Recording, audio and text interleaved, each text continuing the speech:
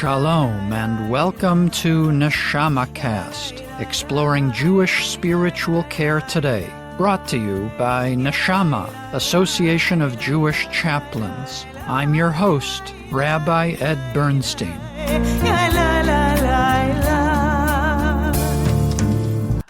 Since the launch of NeshamaCast, we have met members of NAJC who provide Jewish spiritual care in a wide variety of settings: hospitals, Jewish family and children's services, JCCs, and college campuses, to name a few. We've learned about chaplaincy for people who are in recovery, disaster chaplaincy, and the developing field of chaplaincy in Israel. As our population ages, we need to appreciate the vital services that senior living facilities provide. In this edition of NeshamaCast, we will hear a discussion on Jewish spiritual care in long-term care facilities. To guide us through that discussion, I will turn it over to our new NeshamaCast contributor, Chaplain David Balto, who himself has provided chaplain services in a senior living facility. He will then introduce our guest. David, take it away. Thank you, Ed. And I'm so pleased to be here with Rabbi Aaron Lever. The work you do in a skilled nursing facility matters so much to the residents and the people you work with. Rabbi, why don't we start off with your spiritual history? Can you give us an idea of your spiritual journey? Sure. Well, I grew up in a conservative Jewish home in Pittsburgh and then in Cleveland. One of my connections to Judaism early on was through music. I'm a musical person, so I was like in the Zamir choir at my synagogue in elementary school, and then I was involved in USY as a participant, and the Ruach sessions at Shabbat meals and the Havdalah service. That was always the biggest highlight of that experience for me. I was at the University of Rochester for college, and the summer after my sophomore year, I had a unique opportunity to go to Poland. It was a program organized by Mark Talisman. And it was a program where we went to Jagiellonian University in Krakow. And we learned all about what Jewish life was like before the Holocaust. And then we were taken around to all of these small towns to see what was left after the war. And then we spent a week in Auschwitz-Birkenau as well. I spent my birthday there. So that was, a very powerful, moving trip. It was my first trip abroad. And when I came back, the rabbi at my synagogue, Rabbi Stanley Schachter, blessed memory, he invited me to give a little talk at Shabbat services on a Friday night about my experience. Well, I wrote this very moving talk about what I saw and what it felt like and all of this. And afterwards, during the Kiddush, one of the congregants came up to me and said, "Have you ever thought of being a rabbi?" I really hadn't. What I didn't know was that the rabbi who had been my rabbi when I was being bar mitzvah told my parents that he could see me being a rabbi, but no one ever said anything to me about it. So that kind of planted a seed. And then the following summer, that was the summer before my senior year of college, we had a family trip to Israel. And just a lot of stuff kind of came together where stories I'd heard in Hebrew school, it was real. There really was a King David, and there was, all this stuff. And so I came back and talked to Rabbi Schachter and asked him, did he think I could do this? Because, I wasn't like the most observant person and all of that. So it was a whole journey, my senior year of college, becoming Shomer Shabbat and learning how to daven and all of that. But I persevered and ended up getting accepted at the Jewish Theological Seminary. By that point, I was pretty determined that this is what I wanted to do with my life. I had an interest in people and psychology and the legal aspects of Judaism, and so I thought it was going to be a really great fit for me. Thing was, I kind of led a very sheltered life. Where I was in Cleveland, I didn't know about that women could be rabbis. That hadn't really happened in Cleveland yet. So that was a learning thing, not a bad thing, but just learning. And my only experience with rabbis was rabbis in synagogues, in pulpits. And so when I first started school, I thought that's what I was going to do. And in the end, I never did. And it was totally okay. While I was in school, I met who became my wife, Chazan Jody Sarah Lever. And, as a cantor, our understanding at the time was she needed to be in a synagogue. That was where she needed to serve. But there were other things that I could do.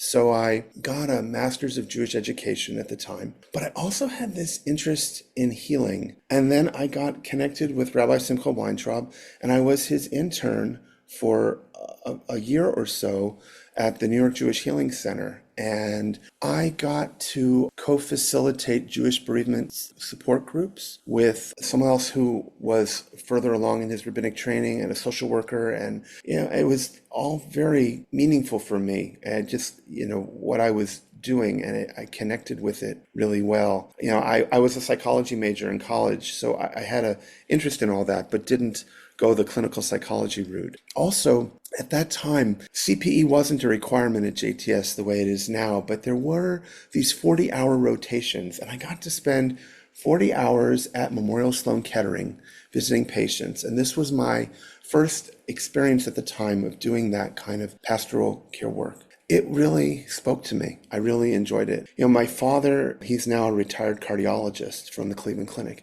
and I knew I could never be a doctor. But I saw this was a way I could be in a hospital too. And I had it in the back of my mind. But I had that master's of Jewish education. I loved working with children, and I was doing high holiday youth services as like my student pulpit, and, learning how to use puppets and finding silly ways to engage children and all of that. Then after I was ordained, we moved to Kansas City, Missouri, where Jody had a pulpit there. And I was using my master's of Jewish education. I was working at the Central Agency for Jewish Education there for a period of time. And then I was a teacher at Hyman Brand Hebrew Academy. It's a great place. And it just wasn't for me. And I remembered there was this other side that I had looked at in rabbinical school. And the thing was, in the middle of it, my grandmother had died from cancer. So I wasn't really ready for the kind of heaviness that all of that would be. So I kept jumping into the Jewish education side. But when that wasn't totally what I wanted to do, I became a part of the Midwest CPE program in Kansas City. And I actually did 2 years of residency. Traditionally it's a 1-year residency, but I was so enthralled with the learning experience in CPE. At the time I was even thinking I'd be, fascinated to become a CPE supervisor. Part of why I also did the second year. The first year I was at it's kind of like a regular hospital, but I never worked in a trauma center. And I knew that was something that was very anxiety provoking for me, all the blood and guts and everything that you would see and the pace of it in a level 1 trauma center. So that was the focus of my second residency year, to engage in that environment and to learn how to be a pastoral presence in that kind of place. We ended up leaving Kansas City, and so I never did the CPE supervisory path. But we moved to Tampa, Florida, where Jody took a new pulpit. And I began to work as one of the first staff chaplains at the Moffitt Cancer Center. And it was a great place. I was there for quite some time. And then I got involved with Gulfside Hospice, and I became a hospice chaplain. I was there for several years, many years, and also worked as their volunteer manager for a period of time as well. And then one day this opportunity came along to serve as the director of spiritual care. At the time we were called Menorah Manor, now Menorah Life. It's a Jewish senior community in St. Petersburg, Florida, with a nursing home, an assisted living facility, and an adult day program. And I was so fortunate to be offered the position. It's been the job of a lifetime for me. And I've been there this July. It'll be 7 years. Oh, that's wonderful. And thank you so much, Rabbi Aaron, for all that background. It sounds like just a wonderful journey. I wanted to ask you, when you walk into Menorah Life, what's in your spiritual toolbox? What are the things you're bringing there to help with the spiritual needs of the residents you serve? That's a great question. One of the things that I came to learn very quickly, not everybody that lives in a nursing home is miserable. Some people are happy and thriving, and other people are suffering. And they were the ones that would ask me, Rabbi, why hasn't God taken me? And so there were these two different types of people. And I took a lot of time to try to understand, how was it that some people who have become elderly and disabled in some ways can feel so much joy and others not? And what I came to see is that as you age, people lose a lot of stuff. they can gain things too, but losing abilities, independence, and, the way they were able to live their life, especially if they need to live in a senior care facility. But what I found was if people had a sense of purpose and meaning, blessing, joy, and a sense of gratefulness, and by being grateful, it doesn't mean that everything is great, but that you still can feel grateful for things. I felt that those things kind of inoculated people to the hardships that they were going through. And it gave people a sense of resilience that they could make the most with what remains. So I made it my spiritual task that when I would meet residents, I would try to figure out where they were on that continuum. And for people that I felt were in spiritual distress because they weren't feeling joy, they weren't feeling a sense of purpose or meaning or anything to feel grateful about, they were the people I tried to focus on in different ways to see if we could help buoy them in any way that we could. So some of that was done through programming. That's the thing that's very interesting about working in long-term care. It's not like a conventional chaplain situation where you go in a hospital room and offer support and that kind of thing. Some of the spiritual care that's offered is through the programming you provide and the sense of community that you strive to create with people, and creating that sense of community and sense of people feeling they belong. That all of that, I feel, helps people feel that sense of purpose and meaning, blessing and joy, and helps them feel resilient. So that's, one of the tools. Music is a great connector. People love music. And so I've used that as a tool to connect with people. With our Jewish residents, singing songs that they know. It's like music therapy. I'm not a music therapist, but that is kind of like what it is. And one of the things that I did during the COVID pandemic, there was a lot we couldn't do, but we could still sing. And that was a blessing because I learned from some of my colleagues that in certain states, they weren't allowed to sing in groups, but we were still allowed to sing in the state of Florida.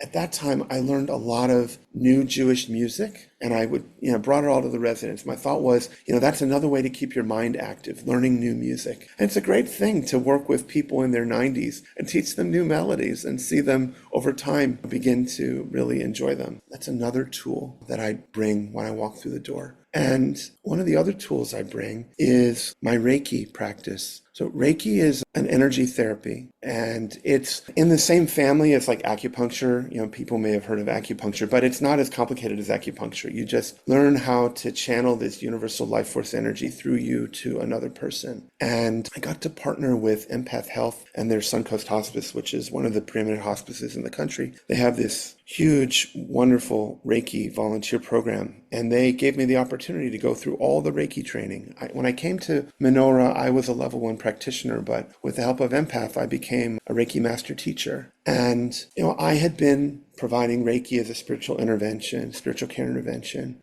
with residents. It particularly is very effective when a resident is dying and when they're going through like that terminal agitation phase. Reiki can really help the person relax. So after I became a Reiki master teacher, I was able to teach Reiki. And that was then going to be my innovation, that I was going to teach residents who wanted to learn how to provide Reiki to themselves, and that was going to be part of the spiritual care that I would provide them. Pretty much, if you need to live in a nursing home or assisted living facility, you've got some kind of medical condition. Otherwise, you couldn't be there. So as long as you have the cognitive capacity and the openness to try, you're a good candidate to learn Reiki. So I've, at this point, probably taught over 40-some people or more how to do Reiki. I worked with some family members, and they were able to learn how to provide Reiki to their loved ones. And for residents, it was something that became very empowering because it was something they could do for themselves to help them feel better. Because Reiki can help you relieve symptoms of pain. It can help you fall asleep, or if you're having issues breathing or nausea, any kind of physical discomfort it can help with. I've worked with residents that come to us for rehab. Maybe they had a hip fracture and, Reiki helped them manage their pain. I always make it clear, this is not instead of Western medicine, but this is a both and.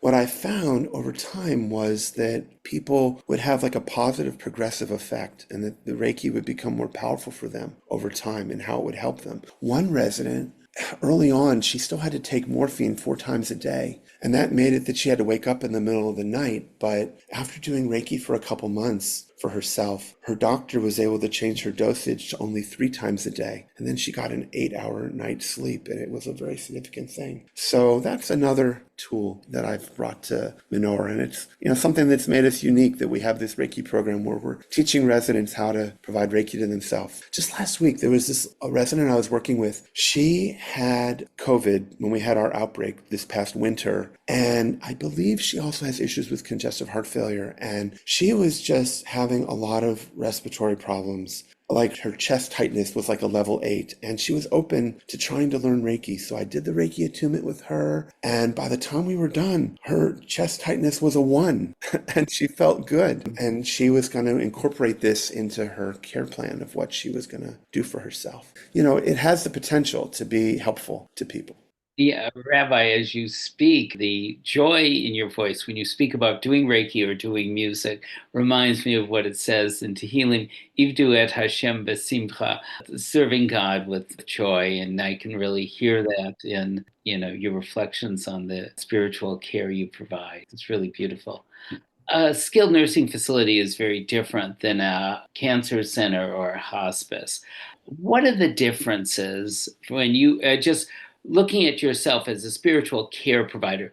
What are the differences, and how does that change how you interact with patients? So that's a great question. In a hospital, most of the time people are in and out. Maybe they're there for a little while longer, or, like when I worked at Moffitt Cancer Center, a patient with a bone marrow transplant was there for like 3 months. So you could get to know someone over a longer period of time. At Menorah, we've got people that are there for short-term rehab, and they're with us for a couple weeks or a month or so. And then we have other people that are there for long-term care, and where this is now their home, and probably going to be their home till the end of their life. So it creates a different, unique opportunity to provide spiritual care, because I've been there almost 7 years, and there are some residents that I've known the whole time I've been there. And that just is a very different type of connection, how you get to know them, their families, and that's something that makes it very special. And, some people are only there with us for a year, but only a year. That's a long time.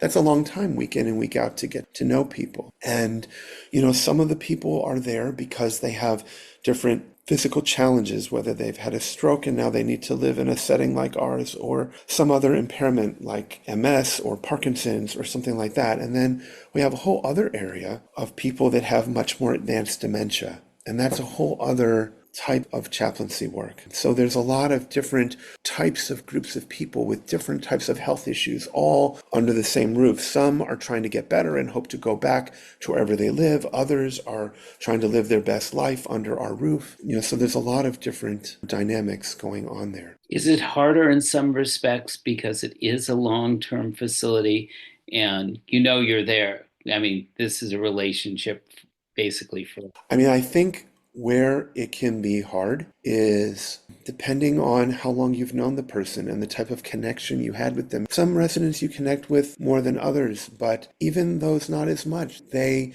after they die, they had been a living presence in the building. So, the loss is very palpable. Or some residents I really grieved for, or staff really grieved for. The CNAs that would take care of them day in and day out for however many years, really grow close to them. In some ways, we become like an extended family to them, but in a professional way. And so, the relationships can be very close in that way. And so that's one thing that makes it different. I remember when, I would be working in a hospital and someone would die, I didn't have that same connection with the person. There was a detachment, but I was able to be that loving, compassionate presence for the family that needed it. But I wasn't hurting inside necessarily in the same way.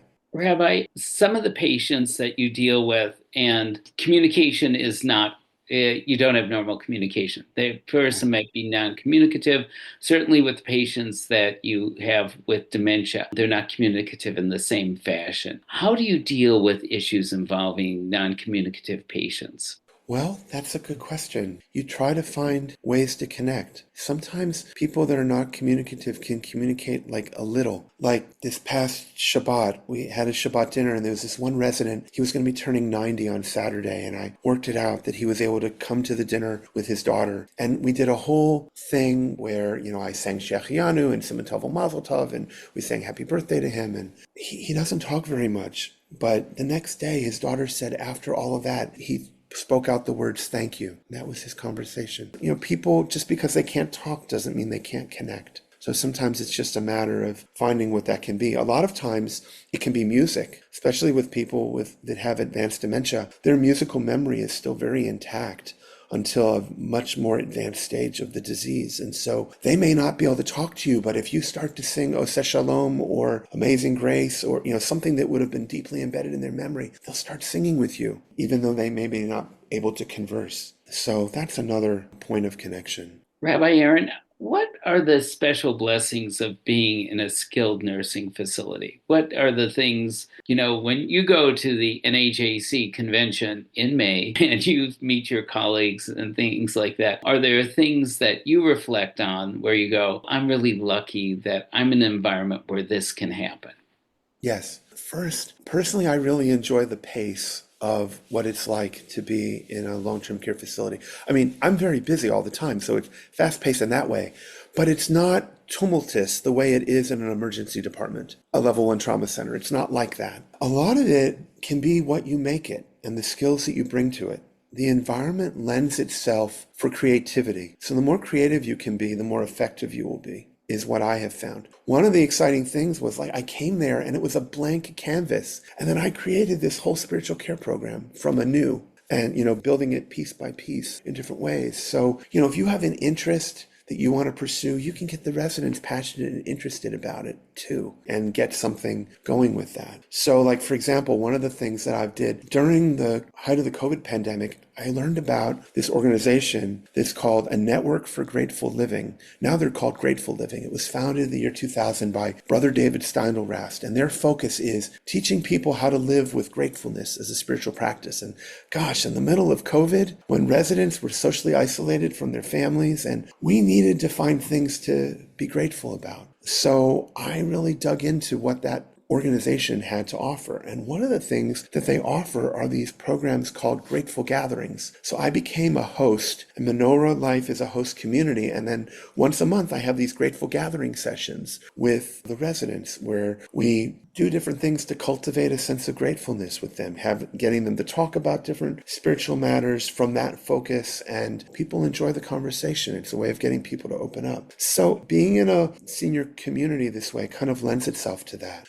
I facilitate the Shabbat dinners that we now have once a month in our long-term care facility and every week in the assisted living facility. And, the way Shabbat dinner is now, we have maracas at the table. I have my dumbek drum that I play and bring a lot of energy and ruach into the singing. One of the residents' daughters plays guitar, and for several years now, she comes with her guitar and plays along with me, sings along with me, just creates a really great environment. And then the last song we always sing is Hava Nagila, to carry the joy of that melody with us into the week ahead. And, for the Jewish residents, that's a song everybody knows. And, I get people waving their napkins in the air.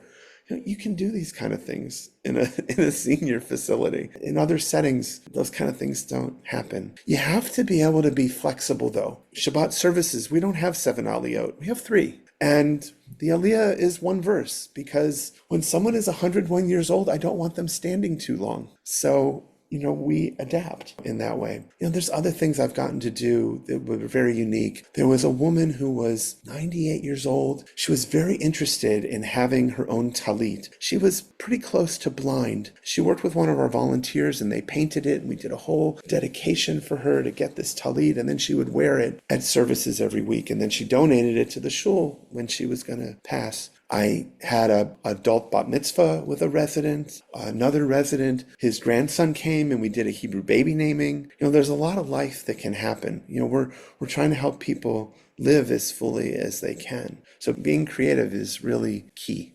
Yes, and I see that the young man who studied and got his master's in Jewish education is finding lots of ways of being a Jewish educator in this environment. Yes. I want to turn to a couple of the more challenging times for Menorah Life, both the COVID crisis and, more importantly, the hurricanes that hit and severely damaged your building. Can you tell me how you responded to that and how you try to adapt and continue to provide spiritual care in this crisis situation? Sure. So first, I'll talk about COVID. So one thing that was a beacon of support for me personally. Through NAJC, we have the Long-Term Care Forum. And if you work in senior communities and you haven't had the opportunity to come, I invite you to come because it's a very enriching experience. Early on, in my first year working at Menorah, something was coming out about these different Zoom forums, and I asked, could we have one for long-term care? And then Rabbi Beverly Magnuson was the one who facilitated it. And then when she retired, I became the facilitator ever since like January of 2020. Well, then when COVID hit, the colleagues that are part of that group, we started meeting every week because stuff was happening fast and furiously, and it was really a chaotic mess, and there was no vaccine at the time. So it was a very scary time, and everyone was dealing with the same problems of families were not allowed to visit their loved ones, and residents weren't allowed out of their rooms, and how do you deal with all this? How do you have a sense of community? So that group was really a vital piece of everyone's support. One of the things that really saved us early on in my coming to Menorah, when our TV system was being upgraded, I requested that we have a camera installed in the synagogue to create a closed circuit TV system. I had read about it, that could be a great way to have Shabbat services for people that can't get out of their rooms. And when COVID hit, that camera gave us community because I did every Shabbat dinner, every service. I danced with the Torah by myself on Simchat Torah. Our life enrichment team, they did exercise programs and other activities all on TV from the camera. I would look at the TV to see what did it look like on the residence TV, and then we would zoom the camera so that the people in the picture would look as big as possible. And that camera really saved us and helped us get through. One of the other things we did, we started offering, myself and one of our social workers, a Zoom family support group monthly for families that were in distress, that they couldn't be with their loved ones, and finding ways to help them. And, doing what I could to support our staff. It was, you were living through a trauma, you were in overdrive mode. I didn't take a Shabbat off for over a year, because I was doing services every week because no one else could come in to do it for the residents, and then they wouldn't have an experience, and it was something they could look forward to. I ended up having to deal with weird situations that you'd never think of happening. I would have a Shabbat dinner celebration on the TV camera, and then I found out that the residents, some of the Jewish residents, were getting upset because when I was making Kiddush, they didn't have their wine or grape juice yet. And so then I had to work with the kitchen so we could figure out how to coordinate everything where everyone was being served so that when they were watching on TV, they had their challah and their grape juice or wine when I was making the blessings. And that was, for them, being part of a community. I created this community over TV. So it was very challenging. The administration did not want me on the COVID unit. Anyone that wasn't working directly there needed to stay away from there because they were fearful that someone could get COVID and spread it to other residents in the building. So I did work with residents that had COVID or their families. We had Google Duo and GrandPads and WhatsApp and Zoom and all those virtual platforms that I would do virtual visits with. I also had residents, some of them were technologically savvy, and they used to FaceTime or WhatsApp me as well, because there were times when certain floors were shut down or people weren't allowed to leave their rooms. And so, we did that as well. COVID presented a whole other set of challenges for me when I got COVID. Thankfully, it didn't happen until after the vaccine came out, because I'm not sure I would have been talking to you today otherwise. I have asthma, and I was taking no medication for my asthma, and it just turned my life completely upside down. I'm still working through it today, 3.5 years later. But in the height of when I was disabled from it, I was physically away from Menorah for 9 weeks. It was during the high holidays. And I continued to interact with the residents over Zoom. They were in isolation. They weren't allowed to leave their rooms. It was during the Delta wave. So I turned my dining room into a synagogue. I bought a little Torah, and we did the services. We did virtual aliyot, virtual ark openings. I knew the residents' Hebrew names, and they would watch on TV. I brought them into my sukkah at home because they couldn't go into one, because they couldn't be together. That's what it was like. Rabbi Aaron, I can feel how deeply touching that is. And I'm sure for the residents, that really filled their hearts, and having that source of connection probably meant so much for them as they were struggling through the isolation of COVID. The fact that you reached out and brought them into your home, just a beautiful act of loving kindness. I will tell you that summer, around the same time I got sick, we had a chef in our kitchen die from COVID, and it hit the team really hard. It was a very scary thing. And then I was very sick. And people told me when I came back, they used to put me on TV in the gift shop area. There was this comfort that people could see I was like sort of still okay. That was COVID. Then it was, how do we get back to in person? And how do we do a Passover Seder again? I mean, I remember in the height of COVID when the residents had to do Seder from their rooms, I bought a Seder plate for every resident that was going to be participating. And the kitchen made up Seder trays, so everyone had their own Seder plate. And that was when I made a new Passover Haggadah. I thought, well, the least we could do is give them something beautiful to look at. So we did that. That was also the time we started having a Thanksgiving service, because that was something we could do. And it fit with the whole gratitude thing. And now we've continued that since then. So that was some of with COVID. And there were a lot of residents that died. So that was a very painful thing too, for staff, for families, that all of that was happening too. And then staff members that were going through their own trauma because they had sick family or things like that. Now, this past fall, we lived through a very different situation. You mentioned the hurricanes. In a matter of 3 weeks, the Tampa Bay area was hit with 2 major hurricanes, Hurricane Helene and then Hurricane Milton. Both were very devastating. I mean, it was freaky to watch NBC News and see like our beaches on the TV, how everything was just devastated, particularly for the beach communities. So, when there's a hurricane, the staff, we sleep overnight, anyone who's essential personnel. And, I was there with staff as they were watching on TV reports of how their homes probably flooded because of what they saw on TV. And then with Hurricane Milton, what happened was there's never been a flood in our area of Menorah Life. It's not a flood area. The building is kind of up on a higher ground, but there is this water very nearby. And something changed with that Hurricane Milton. And all of a sudden, there was a raging river in our parking lot between our nursing home and our assisted living facility. Almost every staff member, including myself, who parked in those parking lots, lost their cars. Some others lost their homes. I didn't, thankfully. My home is in Tampa, not a flood area. But a lot of people lost their cars that night who had been helping. And then our Toby Wyman residence, our assisted living facility, was flooded. 2 inches or so of water went through the entire building, and water can be so destructive. There was mold. It wasn't inhabitable. Just over the summer, we had just renovated our kitchen there to be a full-service kitchen, and now this happened. So our residents had been living in our rehab gym for, 4 or 5 days or so in their reclining chairs. We did Yom Kippur services for them in the rehab gym while they sat in their reclining chairs.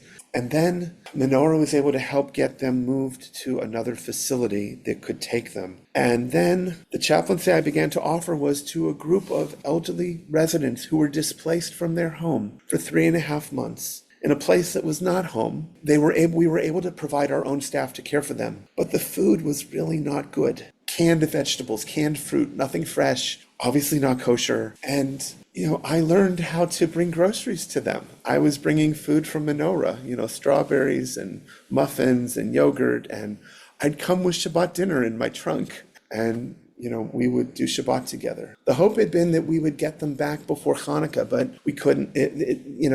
We were lucky to get them back by the middle of January compared to what was happening everywhere else with reconstruction. But we still had to be in that facility for Hanukkah, so we made the best of it. I bought electric menorahs for them for every table in the dining room, and we did what we could to make it a holiday for them. But that was a whole other type of ministry. These people were mostly in their 90s or 100, 101. They'd been displaced. They were not where they wanted to be. When were they going to get back? The activities weren't as available to them, and how to get through all of that. And then several residents died among them. So then we had several memorial services during all of that. And then I had the opportunity of welcoming them back home and, playing a Havenu Shalom Aleichem as each one walked through the door or wheeled through the door off the bus. now they're home. And I think it brought everyone together closer as a community in a different way. And they certainly came to appreciate even more what they had, because the Toby Wyman residence is one of the premier assisted living facilities in Pinellas County. And that became very clear after the experience that they had. So there was a lot that happened. We weren't able to build a sukkah this year. We couldn't, because the storms were coming and it wasn't going to be safe. So this was my first year that we didn't have a sukkah for the residents, and they understood, there wasn't anything we could do about that. Thank you. Those are beautiful stories. And by the way, we hope that your path to recovery continues and that you personally are restored to complete full health. Thank you. You mentioned how the staff was adversely affected, and I want to know about your work with the staff in providing them spiritual care or just a sense of comfort when they're dealing with really difficult situations. Like with the hurricane, it was a lot of one-on-one stuff with people. There was this one CNA who I gave her the space to recount the story of she was on the beach and she didn't realize she needed to get out, and her apartment was flooding and it was up to her neck and she was terrified. There were people that lived through things like that. So I would offer the support I could to them with COVID. We didn't have large organized support groups. That wasn't something that I was able to make happen, but we supported people one-on-one as best we could. Rabbi Aaron, what about dealing with families? How do you integrate families into the spiritual care process, not only helping them help their relatives, but also dealing with their spiritual care needs? It's a good question. The spiritual care you provide family members is a whole other thing. When a resident is there for short-term rehab, the family member is really serving in a caregiver role, and maybe they're having to figure out how they're going to get their loved one home and what that's going to look like. Some people have challenges because the insurance cuts them short and they would have really benefited from staying a few more weeks. So that's one type of support. Then we've got residents that are there long-term, and families go through phases of grieving as the life of their loved one changes, and they see them declining over time, and helping them cope with that. And with our residents who have dementia, what I find is the family members are often grieving all the time because they're living with that ambiguous loss. The person is here and not here at the same time. And, inevitably there could be that day they come in and their parent doesn't know who they are, and it's just so sad for them. And then another day they're in a good place and they have a good day with their loved one. One of the things that happened in August that's been real exciting for me, the administration wanted to create a way of more families and residents having access to me, because my office was in the back of the building as part of the director's suite, which was a very nice place, but it was behind a locked door. We started locking parts of the building after the shooting in Pittsburgh several years ago, just to keep the building safer. And so now there was an office right next to the gift shop, and now that's my office. And the gift shop is in the middle of the building, in the middle of everything. So I can see when people are coming on and off the elevator, when people come to the gift shop to have a meal, I go out and I visit with people. And that's one way I get to know a lot of people who are in the building at any given time. There's a table outside my office, and I've turned it into an interactive spiritual care space. One of the other ways I interact with families is about our Shabbat dinners, because we used to, before COVID, be able to do the dinners every week. And now, after COVID, it's just not the same. We're just not able to do that. So we have the dinners once a month, and I go around and I ask residents if they'd like to come to the dinner, whether they're Jewish, not Jewish, everyone's welcome, and inviting families to come. And so that becomes a point of connection as well. Your loved one has had a hip fracture, they've been in the hospital, they've been with us for a couple weeks, and now they feel well enough to come downstairs for an outing inside. And so, some family members, it's they have a date night together, and it's just uplifting. So that's another point of connection. One other thing I just wanted to mention, one of the other things that I found that's very unique about working in this field is you really bring all your skills to bear. So working in hospice was very helpful to me, because there are times when I'm working like a hospice chaplain. People are dying and comforting families and all of that. In fact, I helped create a special end-of-life care program at Menorah. It's our Neshama program for residents who are death imminent, where we make it possible for family members to stay overnight. We provide meals for them, a Neshama snack cart. I present the resident in the family with a teddy bear called a neshama bear, like for comfort, a bear to die with. And I do all the education of what it looks like when someone's dying, all this support a chaplain would typically do in that setting, providing Reiki, aromatherapy is available, all of these different things. And that's one of the things that's made us be able to be unique as well. So having other types of chaplain experience can be very valuable when you come into a skilled nursing setting and assisted living. I wanted to go to a question you posed early on, Rabbi. You said, for some residents, they ask, why hasn't God taken me? How do you deal with that? A lot of listening, because obviously I don't have an answer. But sometimes you're kind of able to flip the question on its head. You're still here. What's that all about? Maybe there's a purpose in that. What could that be? And, kind of flipping the question around and seeing if that sparks anything. Sometimes the way you deal with it is you're just commiserating with them. I hear you. It's hard. And if we can bring them to a program and make them smile and distract them from that sadness that they have, that's a positive thing too. So, there's a lot of programming that happens in the building. Like it's going to be Purim. We're hoping to have a Purim carnival that the residents will run, pass out the prizes for little kids. Those are the kind of things that we can do to help counteract some of that stuff. Rabbi, do you see the residents as your teachers?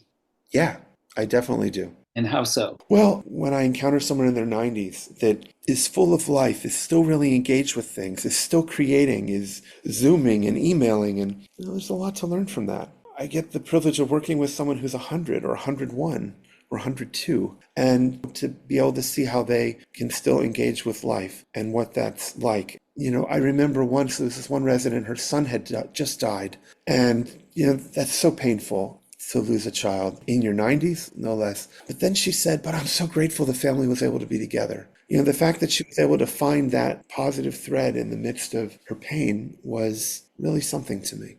Well, Rabbi, a while ago, you mentioned the Grateful Living Project and their website. So I wanted to give you a chance to make a closing statement and talk about why you're grateful that you have this opportunity to be a chaplain in a skilled nursing facility. Thank you for that. For me, it's the job of a lifetime. It's more than I ever thought it ever could have been. I couldn't have conceived all of what it would have looked like until it all started unfolding. I really cherish the opportunity to develop meaningful relationships with people. Some are long, some are short, but particularly those ones where you get to know people for many months or many years, that's really fulfilling. And I'm very grateful for the opportunity that I have to be able to create a sense of community with people and to think about how to do that. And I get to do that without any synagogue politics, which is really great too. I love the freedom of the position because if you have an idea, you can run with it. The residents will be interested in just about anything that you can bring to them and bring to them with joy and interest and passion. And also, it's rewarding, how you get to know the staff, you get to know the families. And Menorah Life, it's just a very special place. It's one of the best facilities in the country. So I feel very blessed to be able to work there. And some of my colleagues aren't as fortunate to have administration that supports them, but I do. And that makes it all the more a blessing. With Passover coming, there is a story about Itzhak Perlman, the famous violinist, that always stands out to me. I think when people are dealing with the things that they're losing as they age and disability and loss of independence, that itself can become very enslaving, especially like if you can't move certain parts of your body anymore, or you can't walk. And it's very easy to feel enslaved by all of that. I've always been inspired by this story about Itzhak Perlman.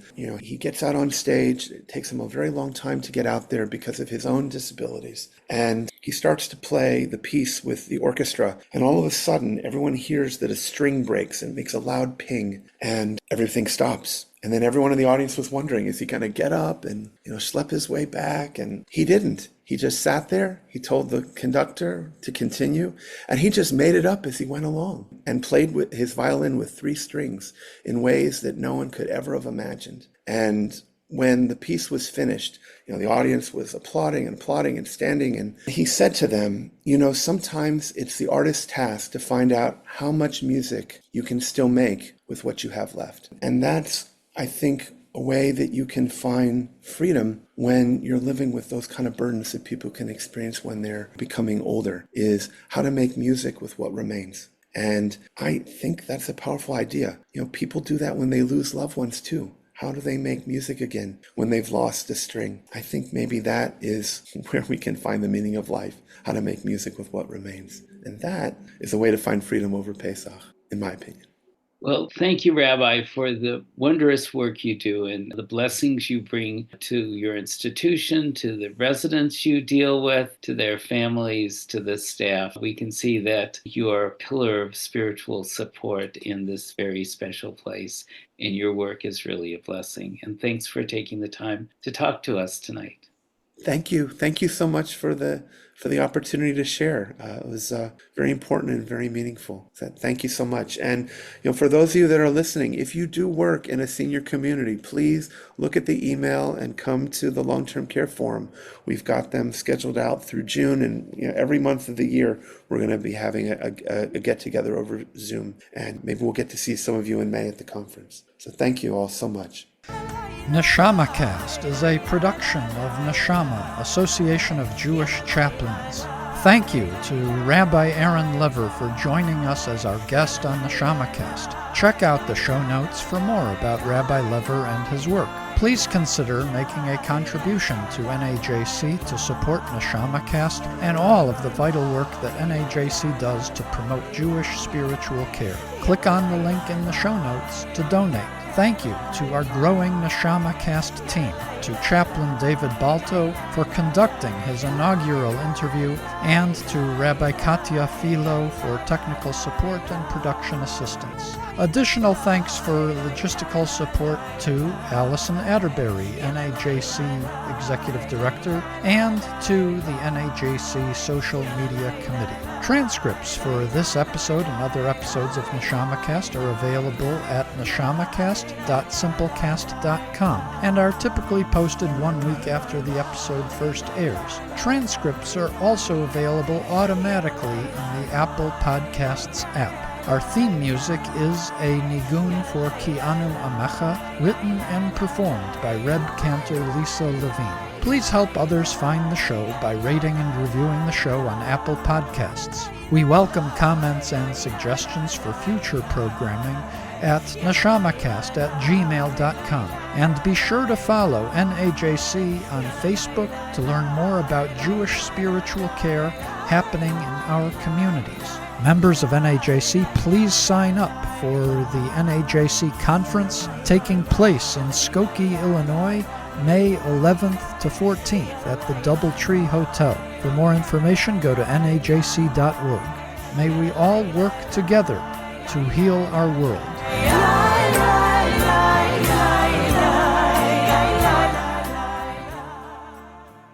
What are you going to call this? What would you like it to be called? I don't know. Making music with what remains. Okay. I don't know, unless something else comes to you. I'll work with that.